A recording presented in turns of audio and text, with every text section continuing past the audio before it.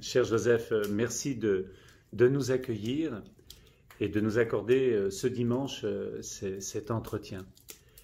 Il nous paraissait très important de pouvoir avoir un moment de partage avec toi comme grand témoin et que tu puisses nous dire ce que habituellement tu partages avec les lycéens, avec les collégiens. Rappelons qu'au Mans, il y a un collège qui porte ton nom, eu égard au fait que le conseil départemental pensait très important de pouvoir rappeler à la jeunesse de notre pays une personnalité qui a survécu à la rafle, à la Shoah, et qui inlassablement, depuis des années, témoigne de ce qui s'est passé. Alors est-ce que tout d'abord, tu peux nous dire ce qui t'a décidé à témoigner et puis ce que de façon habituelle tu partages avec les plus jeunes? Eh bien, je vais faire de mon mieux. Ce qui m'a décidé, c'est lors d'un colloque auquel j'ai participé à Orléans. J'ai été invité par le maire d'Orléans. Et à ce colloque, il avait invité différentes personnalités dont j'ai oublié les noms, mais je me souviens quand même. Je crois que Boris Cyrulnik était des nôtres, Max Gallo, un grand historien américain que tout le monde connaît, qui est Robert Paxton, Simone Veil et votre modeste serviteur. Et le hasard on était sur une estrade, et le hasard a voulu que je sois assis à côté de Simone Veil, que je connaissais et pour laquelle j'ai évidemment beaucoup d'admiration. Et puis, tu sais, quand c'est comme ça, on fait des petits apartés. Et elle me dit, Monsieur Westman, je connais votre histoire, qu'est-ce que vous faites pour votre devoir de mémoire? Je lui dis, pardon, madame, je n'ai pas très bien saisi. Elle me dit, oui, je vais vous demander, qu'est-ce que vous faites pour votre devoir de mémoire? Ah, mais je dis, je ne sais pas ce que vous voulez dire, expliquez-moi. Alors elle me développe donc, elle qui a été un témoin de quelle qualité.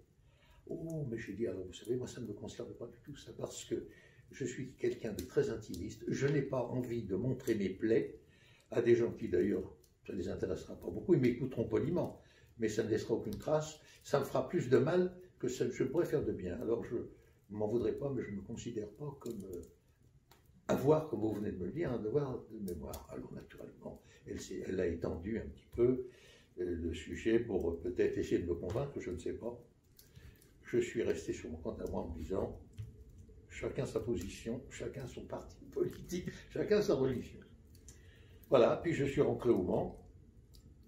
Et puis après, à quelques temps de là, un matin, comme ça, où je me rasais, je me dis, quand même, ce qu'a dit Simone Veil, on ne peut pas quand même rester indifférent. Est-ce que tu ne penses pas que tu es un peu bloqué, que c'est un petit peu...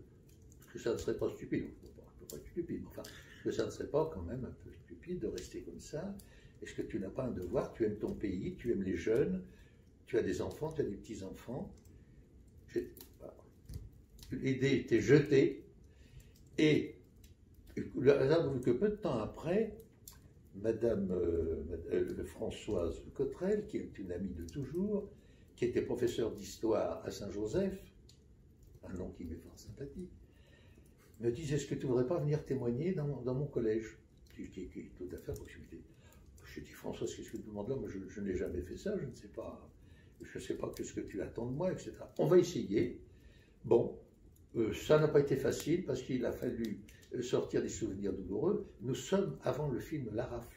Donc, je ne savais pas trop comment m'y prendre, enfin, ça n'a pas été trop mal. Il y avait là un membre de l'Éducation nationale qui a dit, écoutez, pour vous faciliter les choses, on peut peut-être faire un DVD, on vous interrogerait d'une voix off, et peut-être que ça vous faciliterait les choses, puis donc les choses se sont organisées, petit à petit ça a été plus facile, et puis après, après la projection du film La Rafle, ça a été beaucoup plus facile, parce que je me suis appuyé dessus.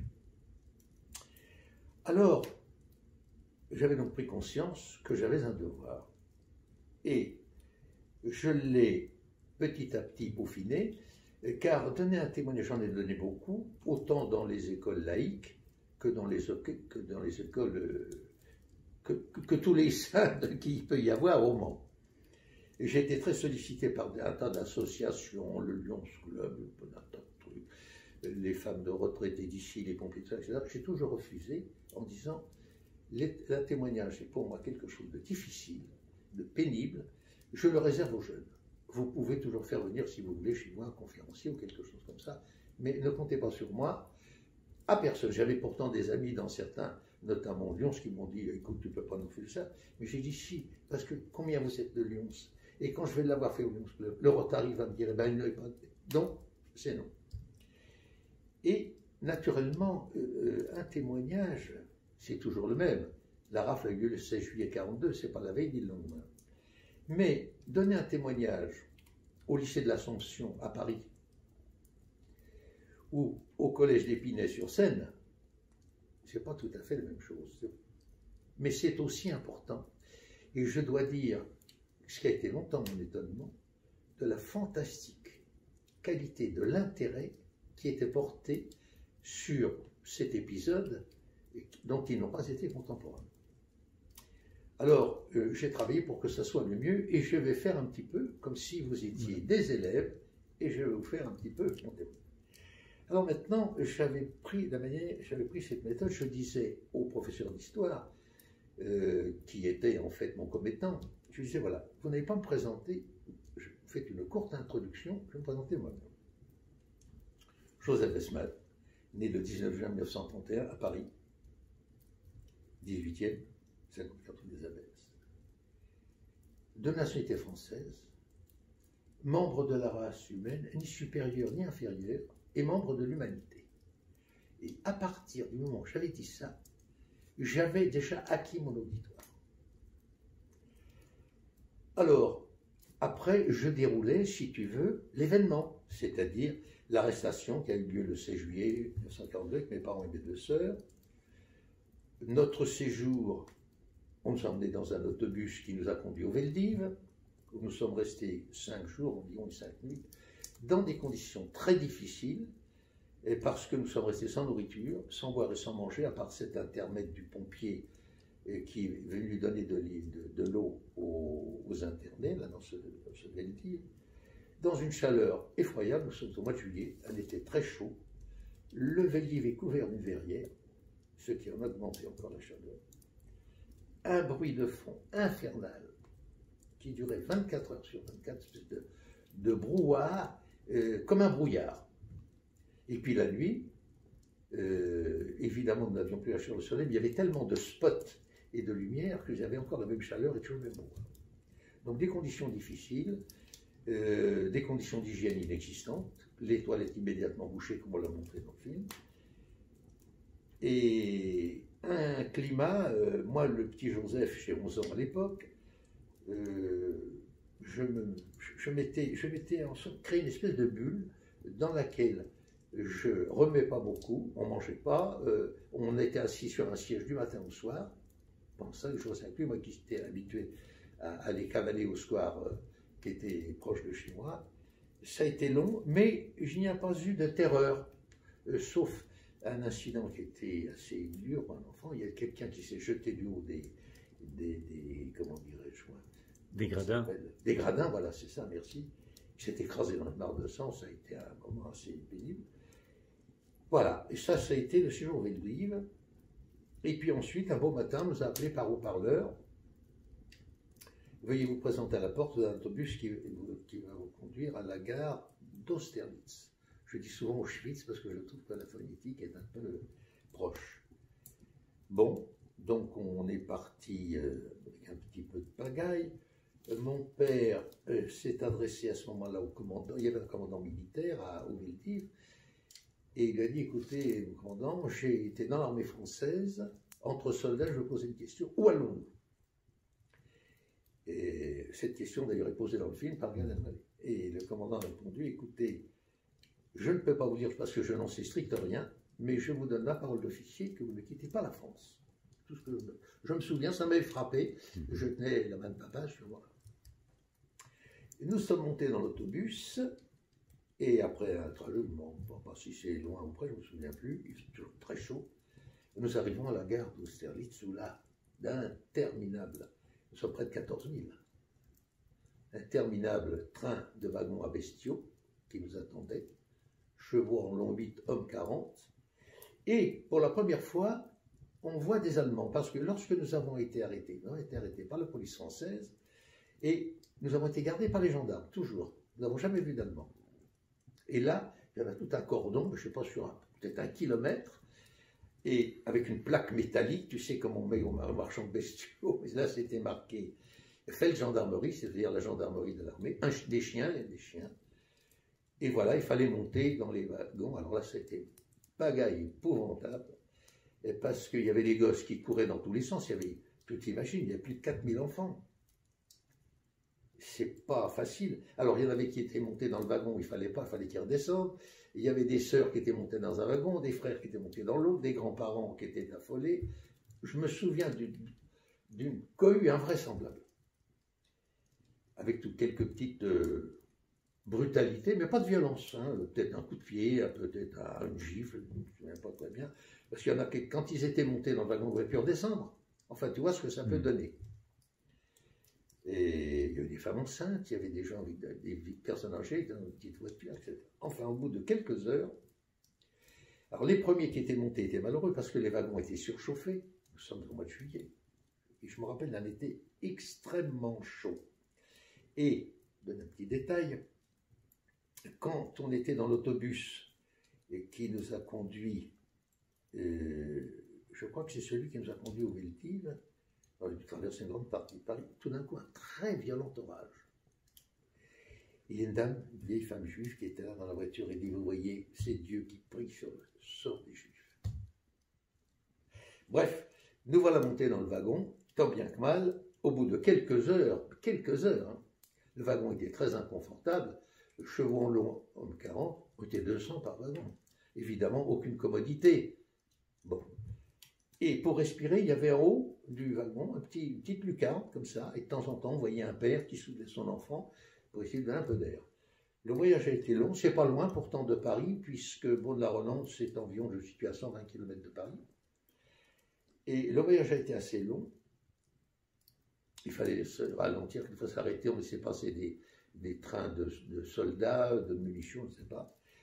Et puis, au bout de peut-être 1 heure, je ne peux pas m'en rendre compte, peut-être 2 heures, je ne me rends pas compte. Le voyage a été très long, le train s'est arrêté, nous étions les wagons plombés. Et puis il y a quelqu'un qui a regardé par la fenêtre et dit, ah ben je sais où on est à Pithiviers, oui je sais, il y a un camp là, on n'est pas loin d'Orléans.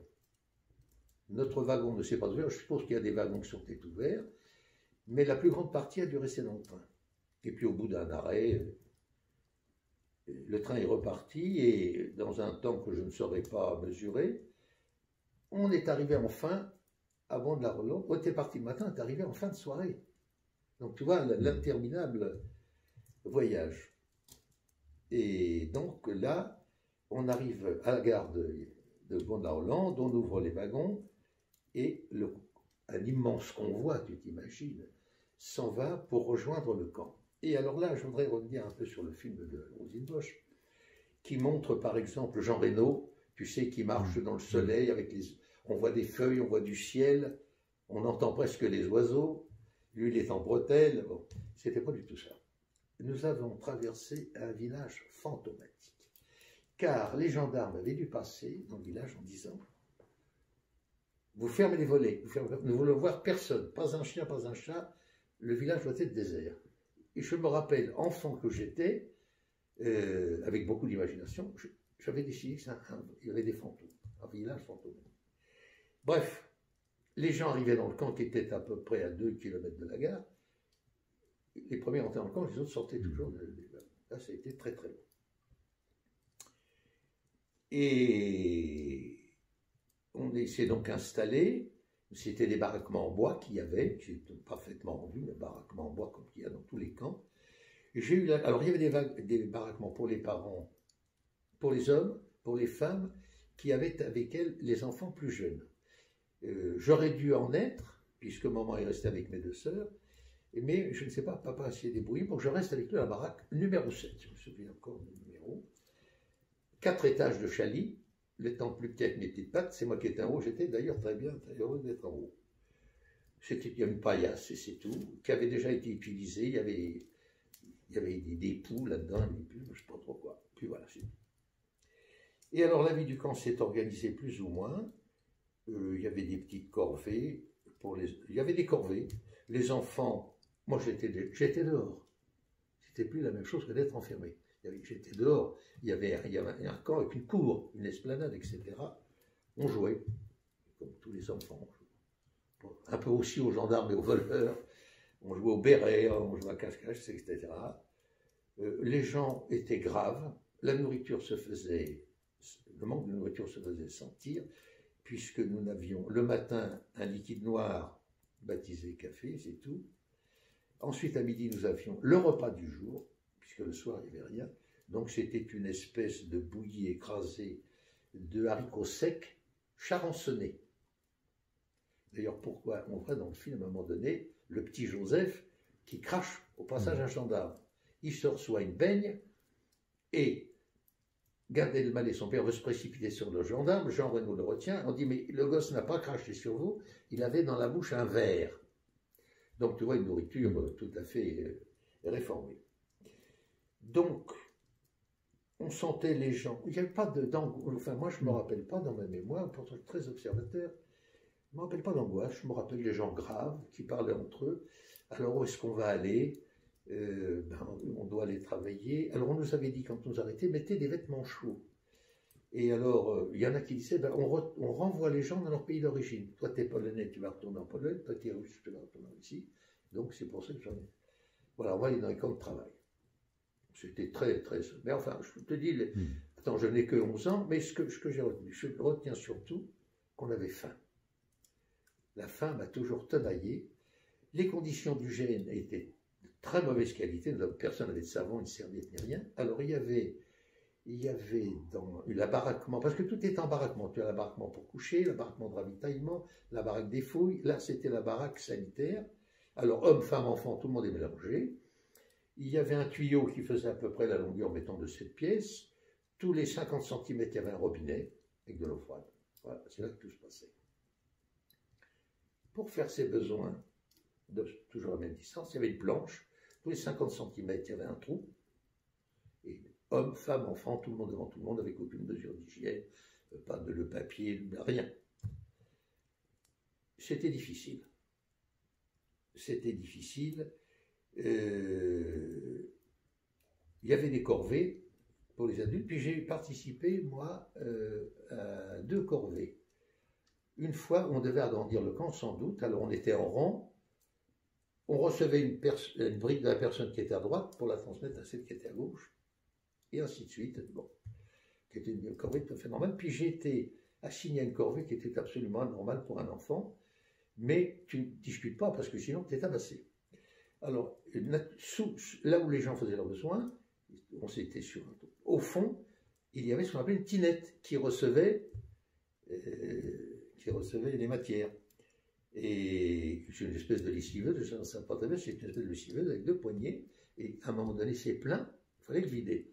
Et moi, 11 ans, qui était chétif, pas rachitique, mais pas loin, tu vois, ça faisait quand même 2 ans qu'on n'avait rien à manger, puisqu'on est en 42, on me désigne pour faire ce travail-là. J'étais à peu près de la hauteur de la tinette. Je ne sais pas comment c'était tout à fait anormal, mais si Dieu existe, c'était peut-être le doigt de Dieu. Alors me voilà affecté avec un autre, je pense que c'était un adulte, je ne sais pas, qui était beaucoup plus grand que moi. La tinette est en pleine. Tu vois ce que ça a pu donner? Le pauvre Joseph était tout maculé. Mais quand la tinette c'est comme ça, à moitié renversée, j'ai vu des billets de banque. Des billets de banque de 100 francs. Et je m'en rappelle, mais alors comme c'était hier, parce que chez nous, tu sais, on n'était pas riche, mon père était un petit ouvrier tailleur, les billets de banque, c'était peut-être le premier que je voyais. Et il faut que je précise quelque chose. On voyait dans le camp des gens, tu sais, qui piétinaient toujours quelque chose. Ça ne m'est pas frappé sur le coup, mais tout le temps, en parlant, ils piétinaient. Ils piétinaient leurs bijoux et tout ce qui pouvait avoir une valeur. Car il était dit dans le camp, vous ne devez conserver aucune valeur. Rien. Montre, vous devez tout donner, les bijoux, les boucles d'oreilles, etc. Et plutôt que de les donner, les gens préféraient les détruire. Et tu voyais, tout en parlant, les gens faisaient ça. Et je suppose que dans cette histoire de billets, il devait y avoir un monsieur qui la veille avait été à la banque pour ses affaires retirer des billets, mais il y en avait un paquet, je vais dire 50. Et plutôt que de les donner aux autorités, il a préféré les jeter dans la mer. Alors ça m'avait quand même frappé parce que je n'avais jamais vu d'argent. Bon, la corvée était terminée, j'abrège. Je ne veux pas m'étendre sur les conditions de vie au camp. J'étais en famille. Tu sais, à partir du moment où on est avec son père et sa mère, pas d'inquiétude. Et puis est arrivé le jour de la déportation, où je devais être déporté. Bon, alors on nous appelle au haut-parleur, veuillez vous présenter à la baraque des fouilles pour vérifier une dernière fois si tu n'as pas caché quelque chose. Et puis ensuite, je ne vais pas m'étendre dessus, c'était pénible. Les petits miliciens français, c'est des haineux. Et une fois l'opération terminée, on se rassemblait sur l'esplanade et pour s'embarquer, on devait s'embarquer, retourner à la gare de Pont-de-Arlon. Moi j'étais là, est-ce que j'étais avec mon père? Je ne crois pas, je ne le revois pas. Je revois, je n'aime pas beaucoup dire le mot, c'est de troupeaux, nombreux. Ça dure très très longtemps, très très longtemps. Et puis enfin, quand tout le monde a été rassemblé, au moment où on allait pour partir, arrive un commande-car allemand. Nous n'avions jamais vu d'allemand. Et donc arrive un commande-car dans lequel il y avait 5 ou 6 hommes en armes, tu as été militaire, et il y avait avec eux un officier de haut rang, pas un petit lieutenant, mais sans doute un général, tu sais, avec des bandes rouges. Et il venait voir si les ordres de Berlin étaient respectés. J'ai appris tout ça après. Les ordres de Berlin étaient, on déporte les adultes, on ne déporte pas les enfants. Et Laval, Pierre Laval, qui était à ce moment-là Premier ministre, on disait chef du président du Conseil. Président du Conseil, merci. C'est-à-dire, on se débarrasse en bloc des Juifs et on ne garde pas de petits.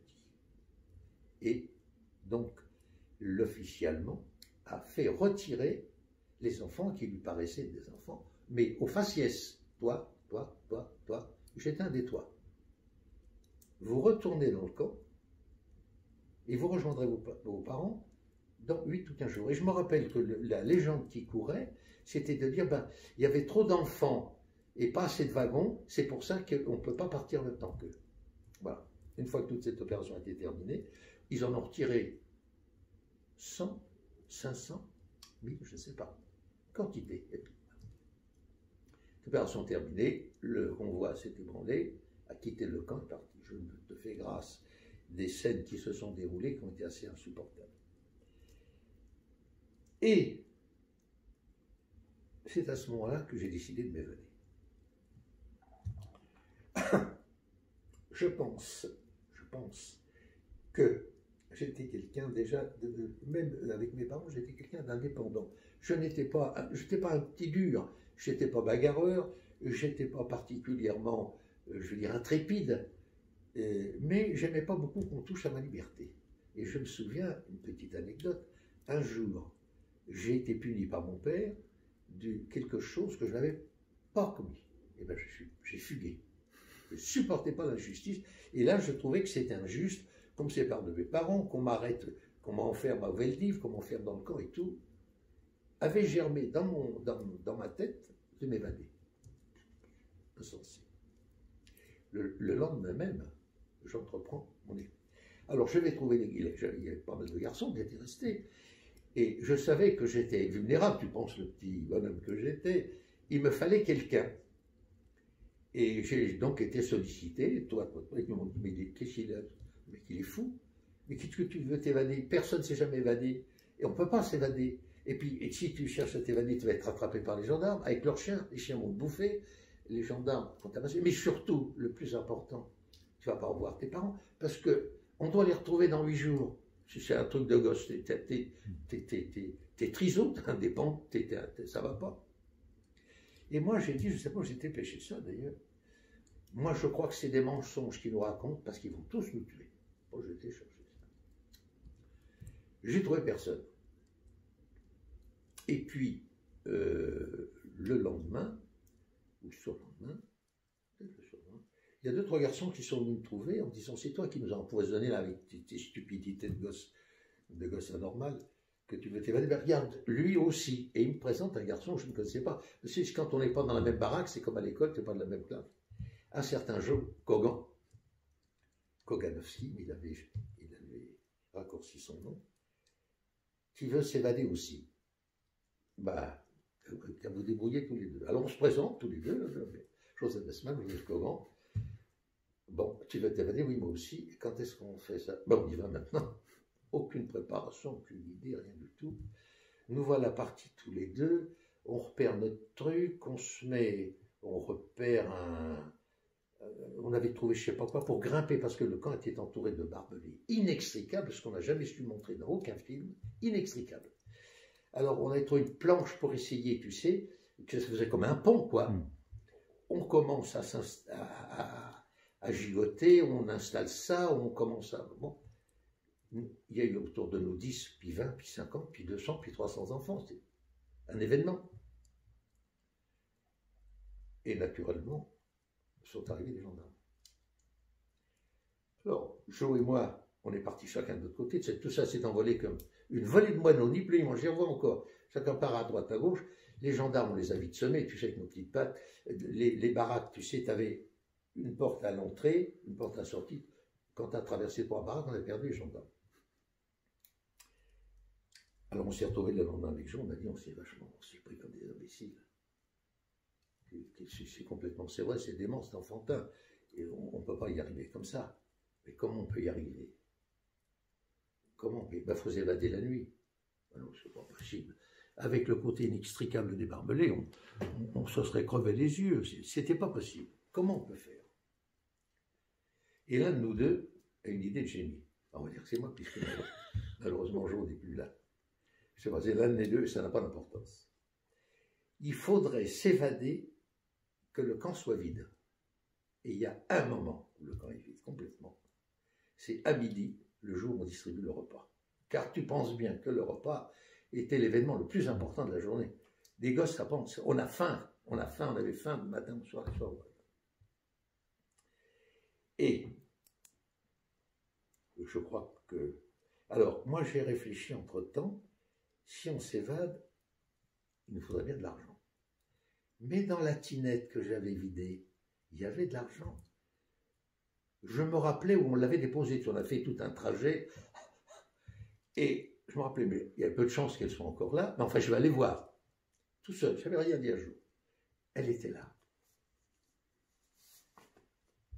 Il y avait 20, 50... Tu vois, je suis un juif dégénéré. Parce que les juifs sont censés aimer l'argent.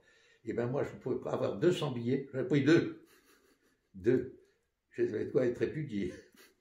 J'ai pris 2 billets de 100 francs. Je pense que ça représente aujourd'hui. Je les ai lavés. C'était comme neuf.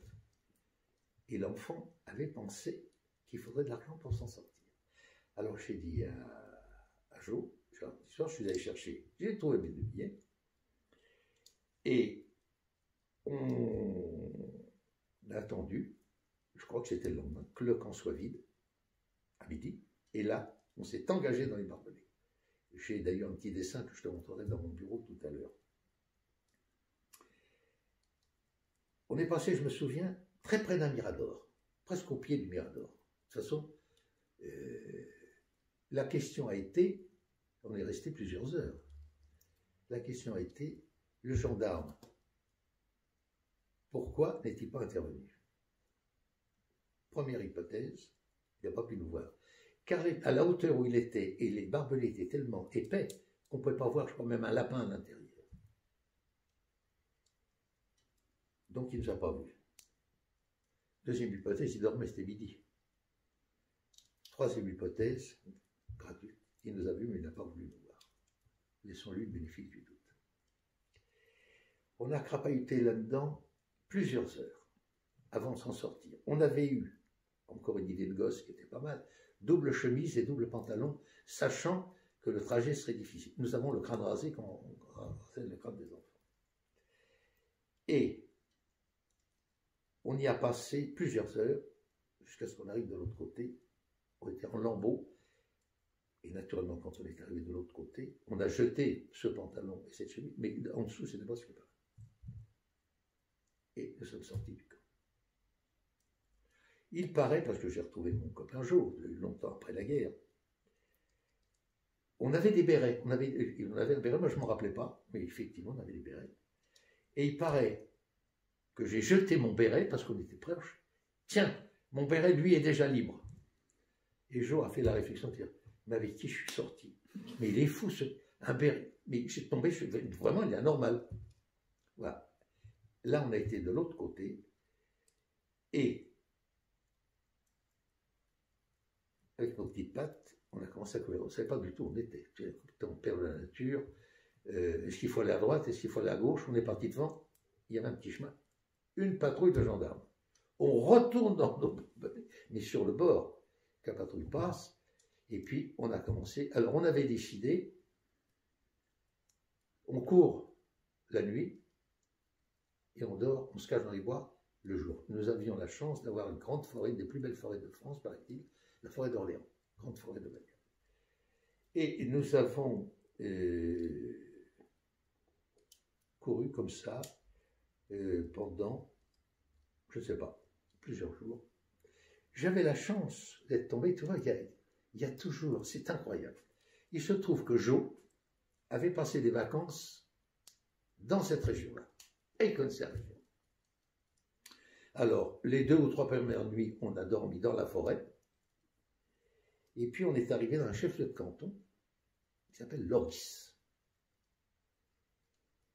Et là, il n'était plus question de coucher dans le bois. C'était un village. J'ai même appris que c'était une sous-préfecture, il y avait une gendarmerie. Alors on a dit comment on va faire? On va demander l'hospitalité. 2 petits gosses mignons comme nous, mais on ne devait pas être beau à voir, en lambeaux, pas lavé. Puis attends, on pissait le sang de partout. Hein. Et ben, on n'était pas si mignons que ça, on a tiré quelques sonnettes. Et puis, on n'a pas eu de succès. Non, on ne peut pas vous coucher, non, on peut pas. Sauf une brave dame qui a dit, je vous coucherai bien. Mais ma fille, elle a diphtérie, et je ne peux pas vous prendre. Mais elle dit, ça fait rien, on est petit, on ne prendra pas de place. Et heureusement qu'elle ne nous a pas accueillis, parce que la diphtérie, je pense que toi, tu dois savoir mieux que moi, c'est pas bon. Et enfin, une brave femme, écoutez, nos amis, je vais vous accueillir. Venez avec moi. Ah, tu sais, ça m'émeut encore quand j'y pense.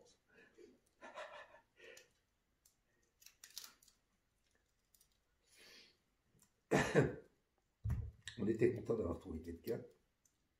Elle nous a pris par la main, elle nous a conduit à la gendarmerie. Tu connais l'épisode dessus. C'est encore, toi, difficile. Et là, il y avait 2 gendarmes qui l'ont accueilli. Je ne sais pas ce qu'ils lui ont dit. Ils l'ont remercié. Est-ce qu'elle... pourquoi nous a-t-elle conduit? Je pense que, je ne sais pas si elle savait qu'on était juifs, ou si elle nous a pris pour des vagabonds, parce que tu sais, dans ces villages-là, ils n'aiment pas les Romanichels, les bohémiens. Et parce que quand passent les bohémiens, souvent on manque des poules, tu sais, dans la basse-cour. Et donc la dame est repartie, les gendarmes m'ont remercié, puis ils nous ont dit, les 2 gendarmes, écoutez, quelque chose du style, je vous ai compris. On est obligé de nous mettre en cellule parce qu'on n'a pas d'autre endroit, ce qu'on appelle le trou du vagabond, qui est un trou noir. Et on laissera la porte ouverte. Les gendarmes étaient nos pires ennemis. Ils se sont très mal conduits, ils étaient méchants avec les enfants dans le camp. Nous voilà dans le trou du vagabond, 2 mètres sur 3, un chalit, un pot de chambre. Je me rappelle, il n'y a même pas de lucarne, c'était tout noir, tout noir. Je me revois encore avec Joe, on est tombé dans les bras l'un de l'autre. On a pleuré toutes les larmes. Tu te rends compte, tout ce qu'on n'a pas fait, tout ce qu'on a fait. Et tout ça, c'est foutu. On va nous ramener demain à Baud-de-la-Rolande, qui n'était pas très loin. Je crois qu'on a fait le calcul depuis 17 km. On est foutu. Et puis, on était tellement fatigués aussi, on s'est tombé dans le bras de l'autre, on s'est endormi. Et puis, le matin est arrivé, nous sommes au mois d'août, les jours sont longs. On a vu la lueur, sûrement quelque chose. On est allé vers la porte bêtement, elle était ouverte. Voilà. Il paraît qu'il y a eu des mouvements de résistance importants dans cette région-là, et donc nous étions sur deux gendarmes. Là.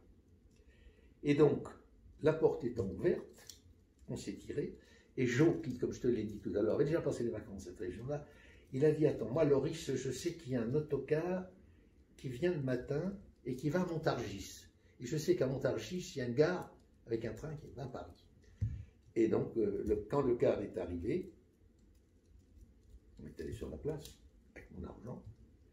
Le chauffeur de car a dit, écoutez, moi je ne peux pas vous prendre parce que le car il est plein, il était complet.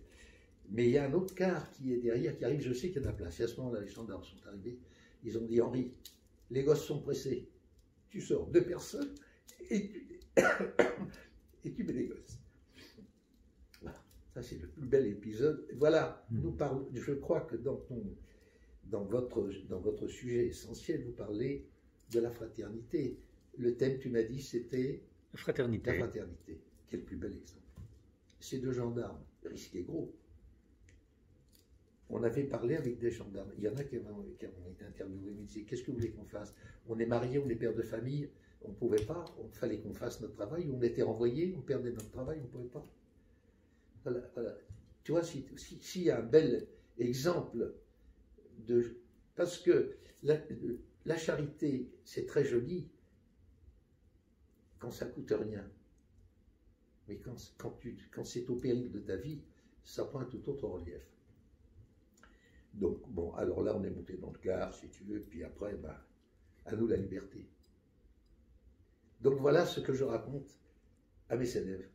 Et je m'étends un petit peu parce qu'ils veulent que je donne des détails. Et puis après, nous passons à une séquence qui est la deuxième phase, aussi importante que la première. Avez-vous des questions à poser à Joseph Wessman? Et là, ça devient très intéressant. Et c'est là qu'on voit l'importance du témoignage. Je ne l'ai pas compris tout à fait au début. J'ai pensé, bon, ben, tu sais, ça arrive de temps en temps qu'il y a un type qui vient parce qu'il a écrit un livre, alors, etc., etc. Mais le témoignage de quelque chose comme ça, qui est une page très proche de... Car il y en a là qui ont des grands-parents qui ont été prisonniers de guerre, ou du service dérogatoire, STO, ou des résistants, des collabos, ça. Bon.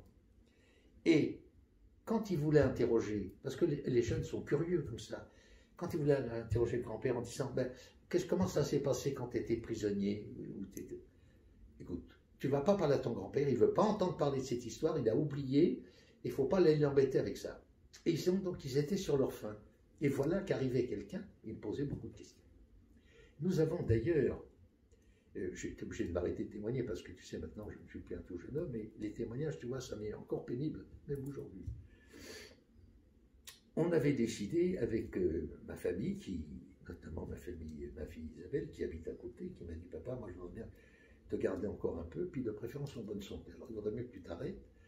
Et puis je ne pouvais pas y témoigner et conduire ma voiture après, tu sais, parce qu'après un témoignage, je ne suis plus rien. Et j'ai un ami très gentil qui était mon chauffeur et qui a dit à Isabelle, il faudrait que tu dises à ton père de s'arrêter parce que plus ça va, plus ça lui est pénible. Donc on a arrêté, mais comment dirais-je, en accord, on a fait avec le préfet du Mans de l'époque, qui était, que tu as connu, Nicolas Guillet, l'inspecteur d'académie, on a fait au lycée Bellevue un film témoignage, un film testament, et j'aurai le plaisir de t'en faire un exemplaire. Et là, si tu veux, c'est devenu un état, c'est moi, c'est devenu un outil pédagogique dont l'éducation nationale et qui est à la disposition de tous les établissements scolaires de l'Ouest, beaucoup, mais aussi pour toute la France. Et qui est ce que je viens de te raconter. Et avec en plus une deuxième séquence, les questions des élèves. Donc c'est complet. Alors, après, c'est pas la peine que je parle du reste, tu sais, bon, il a fallu bien sûr survivre. C'est pourquoi lorsque le film a été fait, tout le monde voulait que j'en rappe. Et après, parce que c'est très joli d'arriver à Paris. Mais on est en 42, et tout reste, et il n'y en a plus personne. Mais c'est un autre épisode. Une dernière question, Joseph.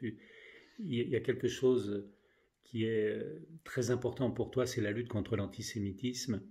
Et tu aimerais, je le sais, suggérer des idées pour qu'un maximum de personnes soient sensibilisées à cette question. Est-ce que tu veux nous partager tes idées et suggestions? Je te remercie de me l'avoir posé parce que c'est effectivement quelque chose qui m'occupe, je dirais, il n'y a pas un jour auquel je m'en tire. Je trouve, et là je suis en colère, qu'on ne lutte pas contre l'antisémitisme et le racisme. Comme tu es un méchant garçon, tout à l'heure tu vas me traiter de sale juif. Je vais te faire un procès. Tu vas le perdre. Tu ne seras plus antisémite après. Tu le seras encore plus. Ce sale mec-là, je paye un prix. Ta famille le sera plus et tes amis le seront plus. Donc, c'est pas comme ça qu'on va lutter contre l'antisémitisme.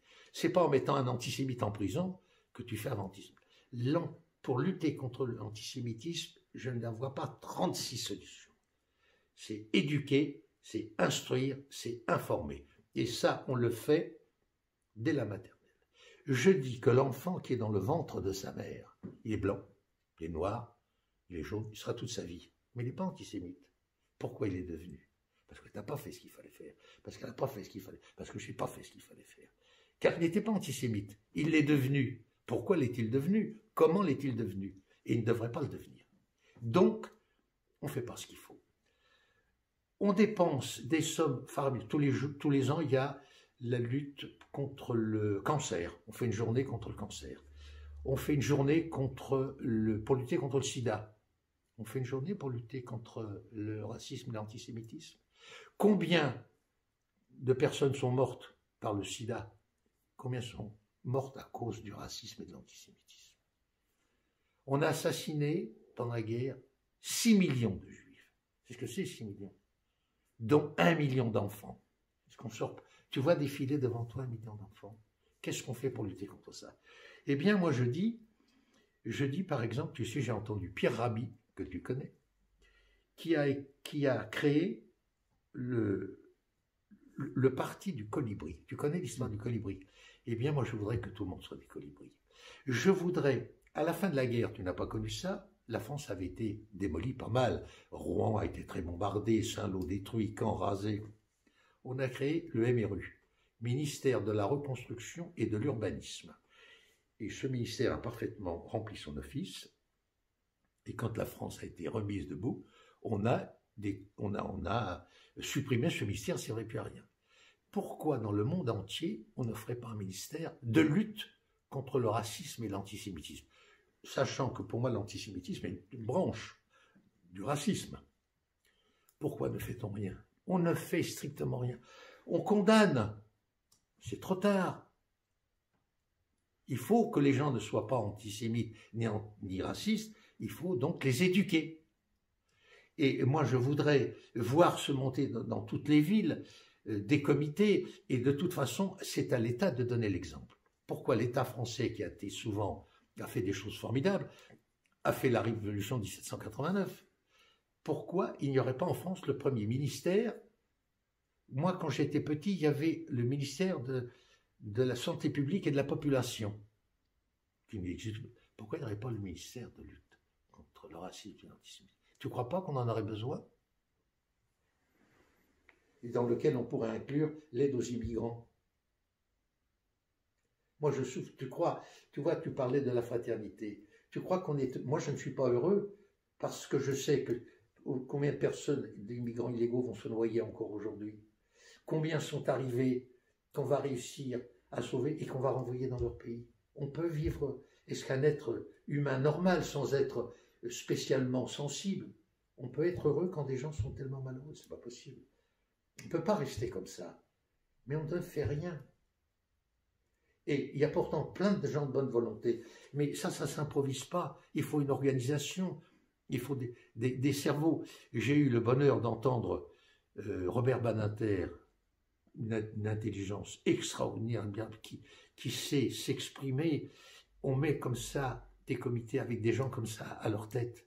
Et là, on fera du boulot. Mais on ne fait rien. Alors, si, ce que je veux te dire, je fais appel à ceux qui m'écoutent et qui me voient, créons le Parti des Colibris, je m'inscris tout de suite. Merci beaucoup, Joseph, pour ton témoignage et cet appel à la fraternité. Merci infiniment. Merci à toi.